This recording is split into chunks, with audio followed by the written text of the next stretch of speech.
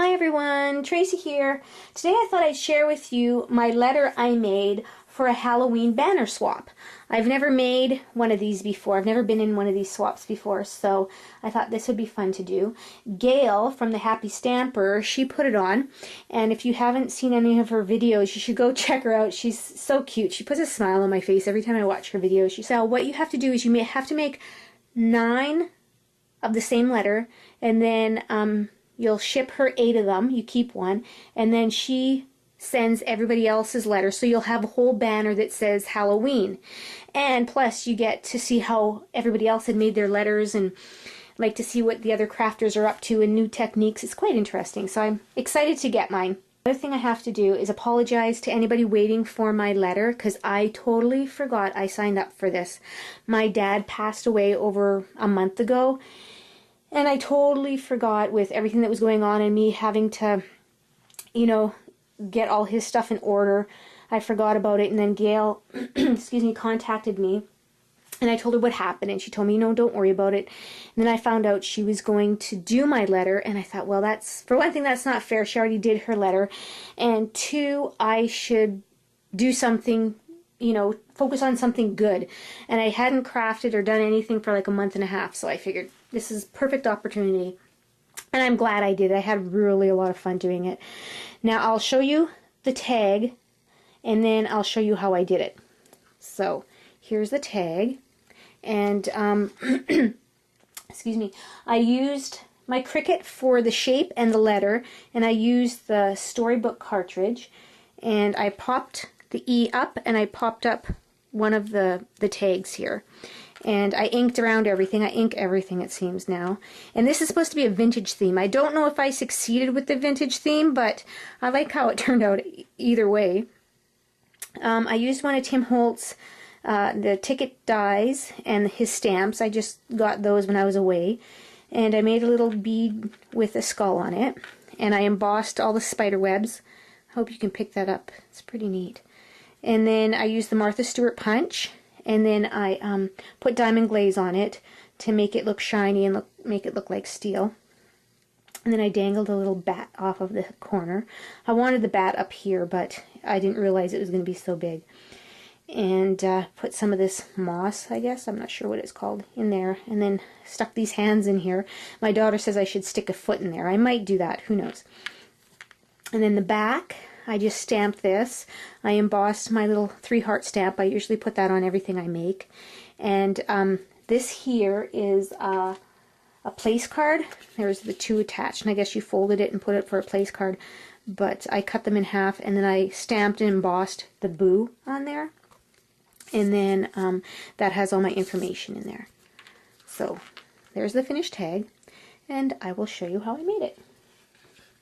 Firstly, what I did was I got one of these chipboard albums, I guess, mini albums at Michael's. You can get them in the $1.50 section, and I grabbed 2 of those. And one thing Gale didn't want was any holes in it, because she wasn't sure how everybody was going to hang it. So she figured if you wanted to hang it by with a hole in it, you can put it on yourself. So I took my template and I just traced around it. And here is my sketch. It's kind of not very good, actually. Well, that's actually my good copy. I never claimed to be an artist. My daughter, Heather, is an artist. My brother's an artist. My niece, Stacy's an artist. Her mom's an artist. I'm a crafter. I think I'm pretty good at crafting, but drawing not so much. But this is my good copy of my sketch. Here's the first copy. Isn't that scary? It looks like a bad visit to the gynecologist. I don't know. Oh my goodness. So anyways, what I did was I drew around it, and here it is. I cut these out, and I'm sure you can cut these out with an X-Acto knife. You might have to go over it a few times, but I have a scroll saw because I do woodworking too, and it cuts this stuff so nice. And plus I stacked, whoops, this one I think has 4 on it, but I've stacked 5 up, and I cut them all at the same time. That's why they're taped together so they don't move. And then the second step I did was I painted around the edges, and I painted the very, very edge here, so you know, when the paper's on, I didn't want to see the brown cardboard, so I painted it black. And this sanding block is just from the hardware store. I bought the ones, like these smaller ones and stuff like that. These work really good too, but these are so much cheaper. Like, look at how they're like 3 of these ones for half the price of a package.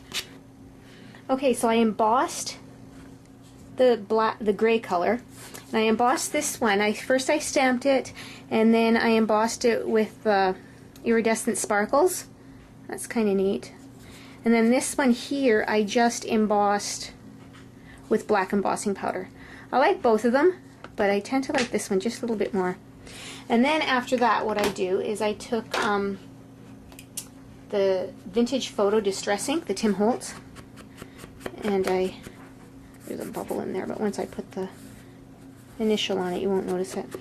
But yeah, so I just do the edges with this Vintage Photo, and I don't do the whole thing, I just do the edges here. And then I like to do the very edges with the walnut stain, just to darken up the edges a little bit more. And I just like how the two-tone of these two colors go together. And then on the back, because it's kind of light, this is the Vintage Photo, and I do the edging, but then I kind of just do it a little bit more. Doesn't have to be covered totally, but just enough so it looks not as white. Well, I guess it's not white, it's gray, but not as gray. And you go all the way around, and again, I also do the vintage stain on that. You can see it here a little bit more prominent as opposed to the other side because of the color difference. The background color here on it is so much lighter than on this one here. I just want to let you in on a little tip. The reason that I embossed first and then inked the edges is because when you ink your edges, when you use this Tim Holtz Distress ink, it stays wet for a long time. I've learned this because I have done it many times. Is when you emboss, when you sprinkle on your embossing powder, it also sticks to everywhere that you had inked. So that's why you want to emboss first and then ink around the edges later, because not only would you have your spider webs or whatever you were stamping, you'd also have a ridge here where you put the Tim Holtz Distress ink. Just a little tip. And make sure you wash your hands after. Look at my hands. I look like I was playing in somebody's diaper, I guess. And yeah, just another tip, another thrifty trick for you is I keep these Xyron sheets, the backings of the Xyron where the glue was on, I keep the backings, and they are perfect for anything like this, because this is good. If I put this on paper, it's gonna like stick to the paper if I do this. So I put it on these backing sheets, and you can peel it off no problem if you. Now that the fence is dry, I'm gonna add it on here. I put some of this, I think it's called Spanish moss. I put that on the bottom. And I'm going to use my glue gun, and I'm just going to put a little bit of glue on either little post of the fence here on either edge. Hopefully I can get it before it dries. And try to keep it even with the bottom. Oh yeah, that's a mess. And then just try and take off these strings. I hung a little bat off of it here, off the fence part, and I had to put a hole in it with my, what's this called, Crocodile? And I used this small setting because I just had the small brads. I thought those were big enough. So I just put a hole in there. Put the brad in. Open it up just a little bit so it doesn't fall out of there. And take my bats. I didn't realize these bats, or I never thought, I guess, they only came in a package of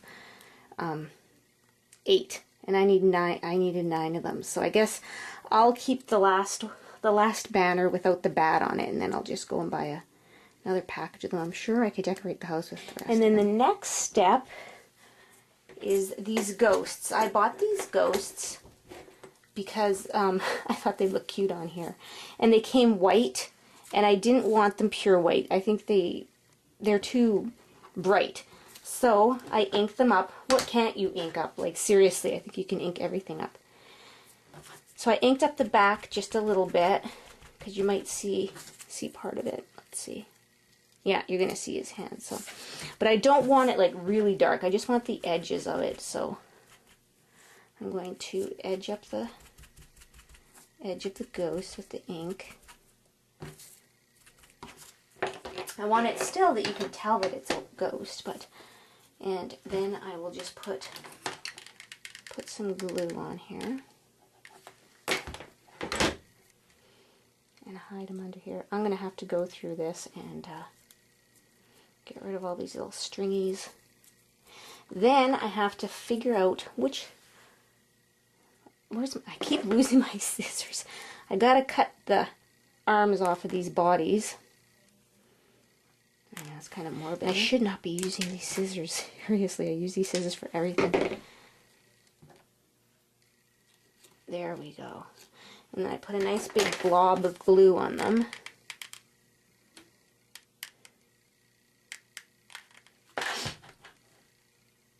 And stick them in there, and they'll not only get stuck to the chipboard, but also the moss in there. I don't want to cover the E, because that's the main focus of the tag, is the letters. Make sure their hands are going the right way. And I just got glue on there. So that one's going to stay there. There we go. And when I say I want the hands to be correctly, it's because, so you can see that one of them is a thumb. So you want to make sure the thumbs are on the inside. Just another tip for you here. I purchased the Tim Holt ticket stamp, or I'm sorry, the ticket die cut, and I also purchased his stamps. And it's hard to, like, if you were to put this on your acrylic and then stamp, you can't really see where it goes. And these stamps are bigger than the actual tickets are. So this is what I found easier to do, is once you ink up your stamp, you take your ticket and you lay your ticket on top, and then you can see and judge and figure out where it should go, and then you push down and you just gently rub it. And then don't move the paper, obviously, or you'll get a smeared image. And there it is. See, it's just easier that way. For me it is anyway. And I just have regular Cuttlebug. I don't have any longer plates or anything like that. And you see that this is a long die. What I did was I put my paper, I set it up the way I'm supposed to set it up. I ran it through, then ran it back, and then ran this part through and back. As long as your paper doesn't move, it turns out fine. And I did it 3 times and mine turned out fine. So I just thought I'd share that tip with you.